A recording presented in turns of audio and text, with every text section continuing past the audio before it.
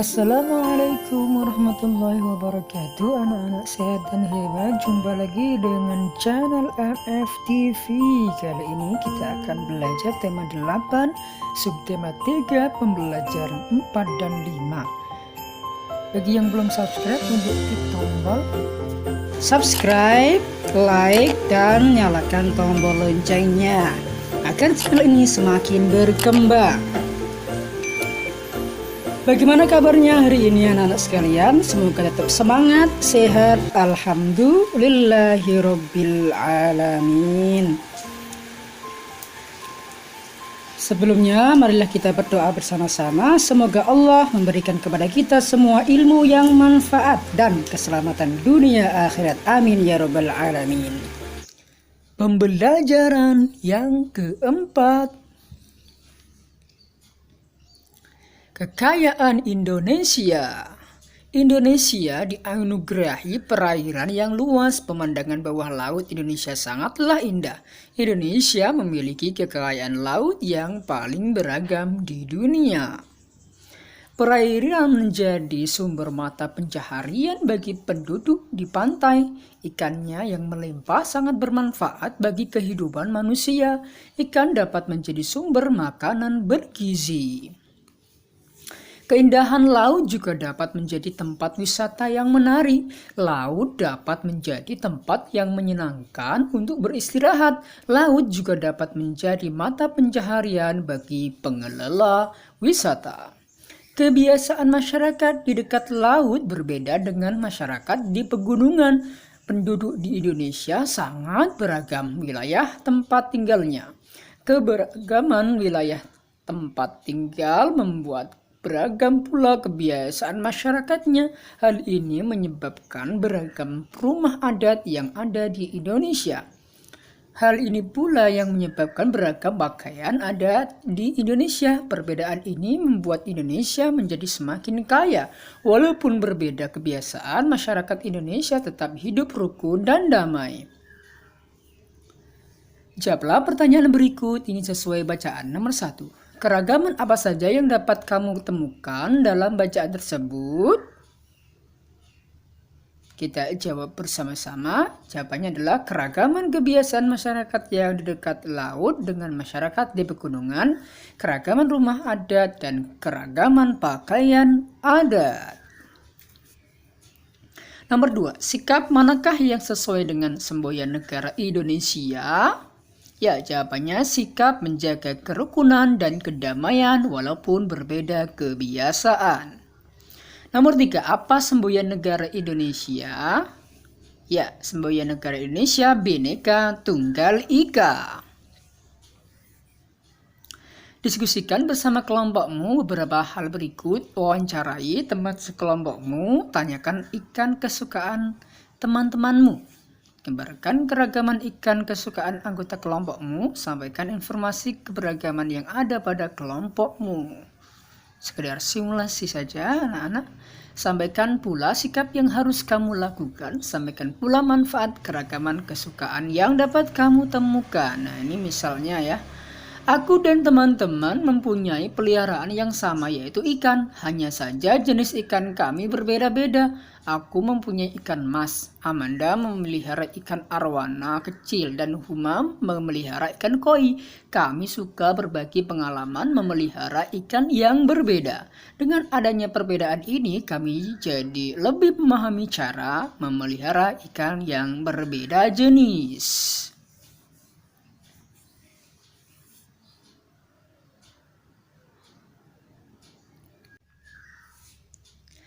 Menangkap ikan di laut ada aturannya. Aturan dibuat agar kekayaan laut tetap terjaga. Cara menangkap ikan yang aman dengan menggunakan jala. Pernahkah kamu menangkap ikan menggunakan jala? Cobalah perhatikan permainan jala ikan berikut. Cara bermain yang pertama, tentukan garis batas untuk bermain. Berilah tanda dengan kapur. Semua harus selalu berada dalam batas garis yang sudah ditentukan. Yang kedua, tentukan 4 orang pemain untuk bertugas sebagai jala. Sisa pemain akan bertugas menjadi ikan. Yang ketiga, 4 orang yang menjadi jala harus terus bergandengan tangan. Yang 4, semua peserta dapat bergerak bebas. Yang kelima, setelah diberikan aba-aba, jaring dapat bergerak menangkap ikan. Sebaliknya, ikan bergerak menghindar dari tangkapan jala. Yang keenam, 4 ikan yang tertangkap dibentuk menjadi 1 jaring tambahan. Dengan demikian, kini jaring menjadi 2 buah. Yang ketujuh, 2 jaring ini terus bergerak menangkap ikan. Setelah mendapat 4 ikan, buat 1 jaring tambahan lagi, begitu seterusnya sampai ikan-ikan di kolam habis. Yang kedelapan, ikan dalam jaring tidak boleh bergerak keluar. Ikan harus mengikuti gerakan jaring menangkap ikan lainnya. Bagaimana perasaanmu setelah bermain jala ikan? Menyenangkan bukan? Selain bermain jala ikan yang mengasihkan, menyantap ikan juga baik untuk kesehatan. Ikan mengandung banyak protein. Berikut ini berbagai ikan yang biasa dikonsumsi. Apakah kamu suka makan ikan tersebut? Di mana kamu dapat menemukan penjual ikan tersebut? Para nelayan menjual ikan hasil tangkapan di pasar ikan. Penjual ikan di warung dan pasar membeli ikan di pasar ikan. Perhatikan gambar tersebut. Ibu Siti ingin membeli ikan di pasar ikan. Perhatikan papan petunjuk arah pada gambar. Kemana Ibu Siti harus menuju dari tempatnya berdiri saat ini? Ibu Siti harus menuju ke arah kanan sesuai papan petunjuk arah. Papan petunjuk tersebut termasuk rambu lalu lintas. Rambu lalu lintas terdiri dari beberapa jenis. Di antara jenis rambu sebagai berikut. Yang pertama, rambu peringatan. Rambu jalan licin merupakan contoh rambu peringatan. Nah, itu gambarnya.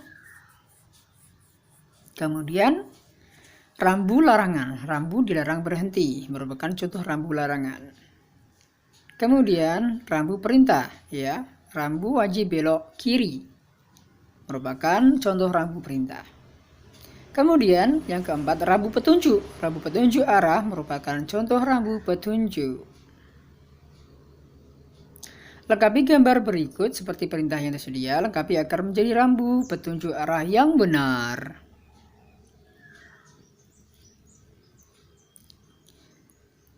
Untuk menuju taman bermain harus belok kiri. Untuk menuju Masjid Agung harus belok kanan. Untuk menuju sekolah Nusantara harus lurus mengikuti arah jalan.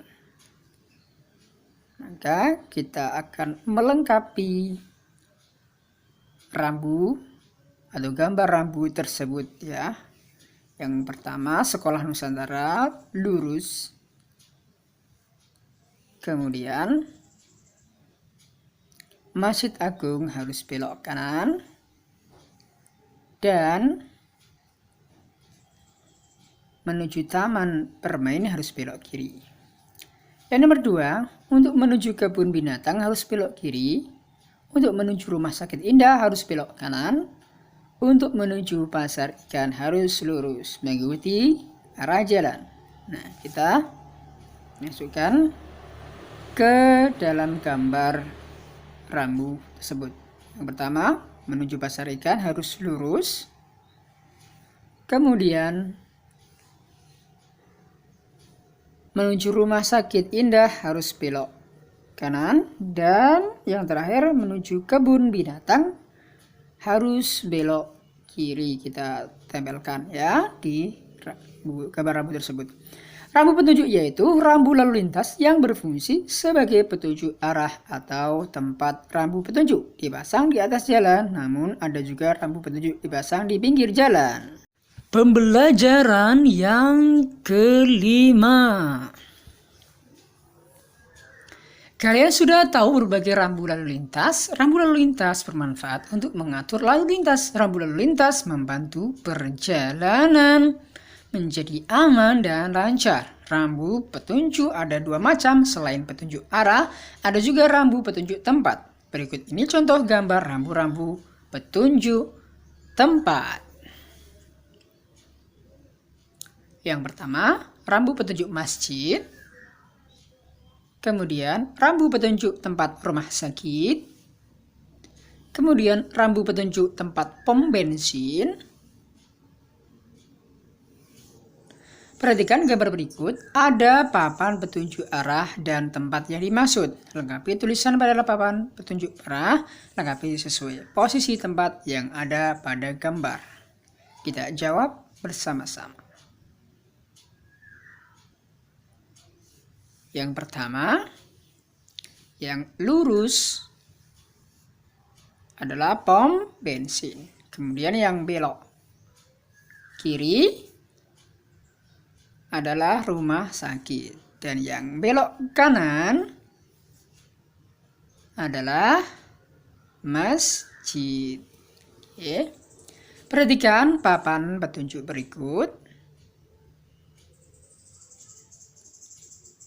Ya, yang lurus masjid, belok kiri pura, dan belok kanan biara. Siti beragama Islam, Dayu beragama Hindu, Lani beragama Buddha. Mereka sedang menuju rumah ibadah masing-masing. Manakah arah yang harus mereka lalui ya? Tadi masih ingat? Siti harus berjalan ke arah lurus ya. Kemudian Dayu harus berjalan ke arah kanan. Dan Lani harus berjalan ke arah kiri. Gambar rambu tempat ya. Yang pertama, rumah ibadah umat Islam, masjid ya. Ini gambar rambu tempat masjid. Kemudian gambar rumah ibadah umat Buddha, vihara ya. Kemudian gambar rumah ibadah umat Hindu, pura.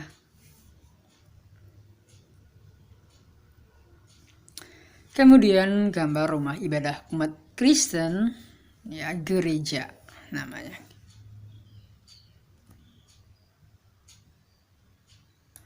Bangsa Indonesia terdiri atas berbagai suku bangsa dan agama. Berbagai jenis perbedaan disebut juga dengan keberagaman. Cobalah mencari tahu keragaman yang ada di kelasmu, keragaman pengalaman mengunjungi suatu tempat. Misalnya saja ya, ini Vicky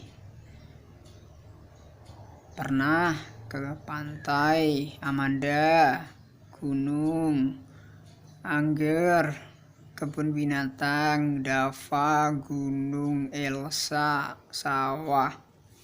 Faris pernah ke pantai, Hafid juga, Meisha pernah ke sungai, Tilo pernah ke gunung, Ferry kebun binatang, kemudian Najwa pernah ke pantai, Andri juga, Ravea pernah ke kebun binatang, kemudian Retno juga ke kebun binatang, dan Rifa pernah ke pantai. Nah, kalau dilihat dari tabel tersebut ya, yang ke pantai ada 1, 2, 3, 4, 5, 6, ada 6 anak. Kemudian yang pergi ke gunung ada 1, 2, 3, ada 3 anak. Kemudian yang pergi ke sungai ada 1 anak ya. Kemudian yang pergi ke sawah juga ada 1 anak. Dan yang pergi ke kebun binatang ada 1, 2, 3, 4, ada 4 anak. Nah, ini jika kita buat diagram ya, seperti pembelajaran yang lalu, kita akan buat diagramnya sebagai berikut. Misalnya, buatlah laporan hasil wawancaramu dalam bentuk diagram. Nah, diagramnya seperti ini ya. Ke pantai ada 6 ya, gunung ada 4, sungai ada 1, sawah 1, dan yang ke gunung ada 3 ya, sungai ada 1, sawah ada 1, dan kebun binatang ada 4. Apa saja keberagaman yang kamu temukan di kelasmu? Tadi ya, keberagaman suku, sifat, pendapat, jenis kelamin, adat, agama.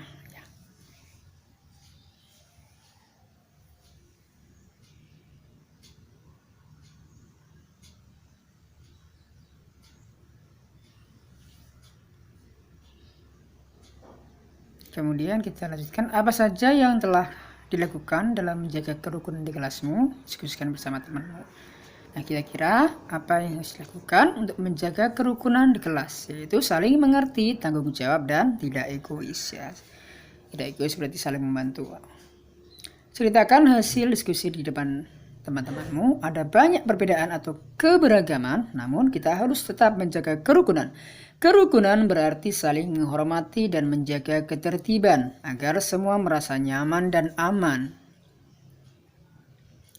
Jadikanlah keragaman menjadi pemersatu. Hal ini sesuai semboyan negara Indonesia. Semboyan kita, negara Indonesia berbunyi Bhinneka Tunggal Ika. Demikianlah pembelajaran kita pada pertemuan kali ini. Semoga bermanfaat dan jangan lupa untuk selalu melaksanakan 3M, mencuci tangan, menjaga jarak, dan memakai masker. Akhirul kalam, wallahul muwafiq ila aqwamit thariq. Assalamualaikum warahmatullahi wabarakatuh.